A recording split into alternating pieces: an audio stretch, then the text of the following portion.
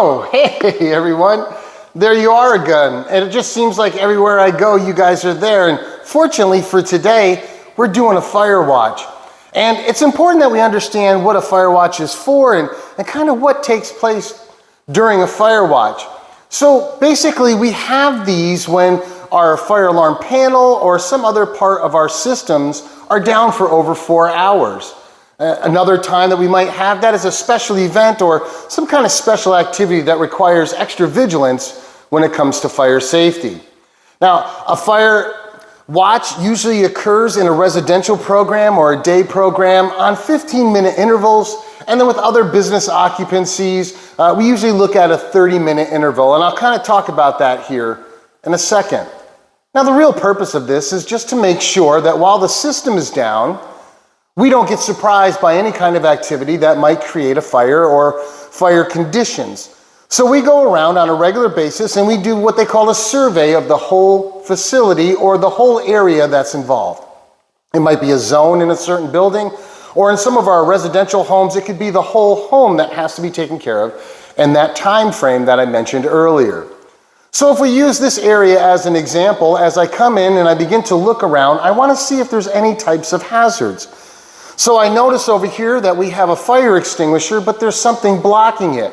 Part of my responsibilities as the person who does the fire watch is to make sure that all our available fire extinguishers are easily accessible and there's nothing blocking their way. I survey the whole area to see if there's anything else that seems to be out of order. So if we look over here, we can see that someone was cleaning, doing a great job making sure that there wasn't any dirt or grime or anything left that could contribute to a fire on the stove. However, they left some things in place that could easily ignite if somebody turned the stove on.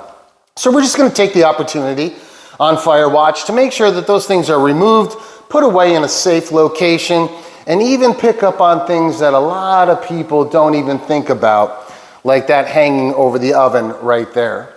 You know, Fire Watch requires that we look at all different kinds of hazards, everything from making sure that appliances are turned off, they weren't left on by accident, or even we talk about some kinds of appliances that are those types that create heat. Anything that creates heat and is not being used but yet is still plugged in is something we want to make sure that we unplug and keep it in the safest possible position.